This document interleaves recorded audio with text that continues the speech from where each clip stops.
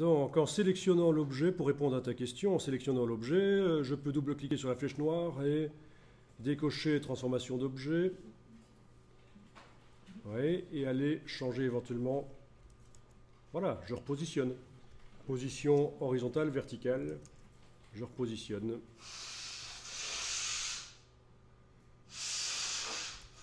Il ne faudra plus apporter votre Karcher pendant les cours. Hein.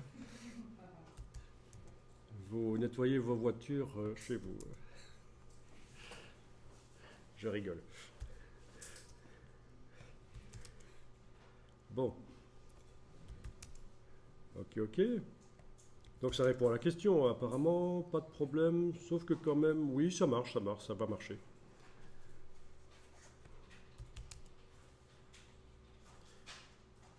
Et le redimensionnement aussi. Double-clic sur l'outil redimensionnement. Oui, hein, 50% ça marche. 200%. Évidemment, ça ne ressemble plus à grand-chose. Et oui, tout ça fonctionne. Bon, mais je ne vais pas redimensionner ici. Bien.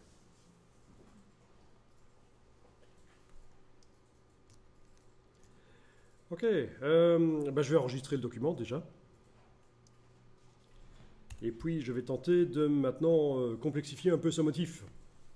En ajoutant notamment des étoiles. Et ce sera l'occasion de parler à nouveau de la mise à échelle des contours et des effets.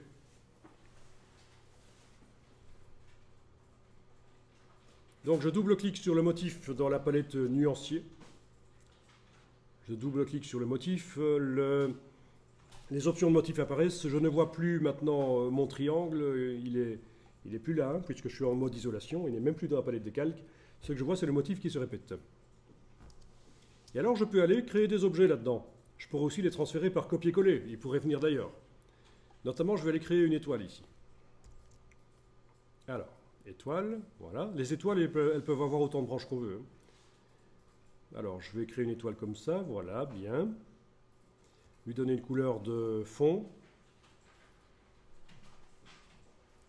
Ok, couleur de fond. Lui donner une couleur de contour. Voilà. Je vais prendre un peu plus contrasté.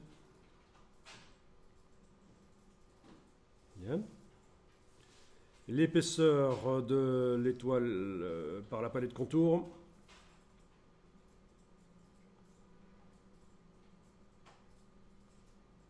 Ah tiens, c'est passé directement à 0, ok, misère. Voilà, 0,25. Bien. Comme couleur de fond, il y a peut-être plus intelligent à trouver. Bon, voilà. Donc pour répondre à ta question, oui, c'est vrai que tout à l'heure, on a déplacé le motif sur le plan de travail, on l'a modifié, puis on l'a ramené dans la palette nuancier. C'est une manière qui fonctionne dans les versions d'Illustrator avancées 6 déjà. Laquelle? Celle-là ou celle-là? Celle-ci n'existe que depuis CS6, celle qu'on est en train de voir ici. La palette option de motif n'existe que depuis CS6. Et oui, on aurait très bien pu, il aurait fallu alors dupliquer le motif avant de le modifier. Oui, sinon on n'aurait pas gardé la version originale. Mais les deux sont possibles, oui, on peut faire ça. Les deux sont possibles. C'est un peu redondant, c'est vrai. Ok, donc ici, j'ai donc une étoile, voilà. Alors, ça a l'air bête comme ça de faire une étoile, mais vous allez voir que c'est pas si bête que ça. Je vais vous montrer la suite. Peut-être que le contour, je vais le mettre à l'intérieur, tiens. Voilà. Ok. D'accord, dans la palette contour, je mets le contour à l'intérieur, c'est pas plus mal. Alors voilà, si je veux d'autres étoiles, regardez la logique en fait qui est derrière ça. Avec la flèche noire, avec la touche Alt enfoncée, je vais déplacer. Et puis je vais éventuellement redimensionner avec l'outil de transformation manuelle. Voilà. Ok. Puis toujours avec la flèche noire, je vais bouger celle-là, la redimensionner.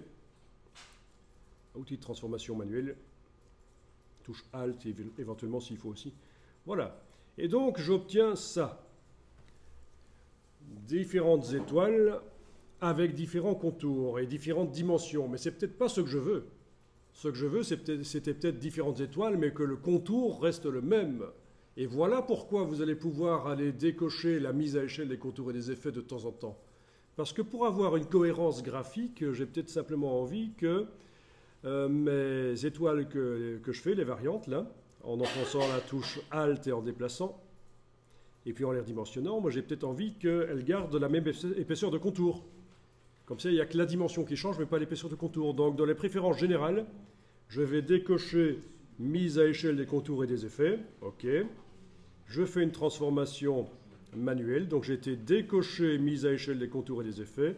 Je fais une transformation manuelle. Je redimensionne. Voilà. Et j'ai donc quelque chose de différent par rapport à tout à l'heure. C'est plus cohérent au niveau graphique. Donc maintenant, c'est vous qui voyez ce que vous voulez obtenir. Est-ce que vous voulez que quand vous changez, quand vous avez un objet de base et vous le dupliquez, vous changez sa dimension, est-ce que vous voulez que les contours restent les mêmes ou pas? C'est un choix, c'est à vous de voir. Le tout, c'est de se rendre compte que c'est possible de le faire, en fait. Hein. Rapidement, avoir une cohérence graphique, c'est la même épaisseur de contour. Bien.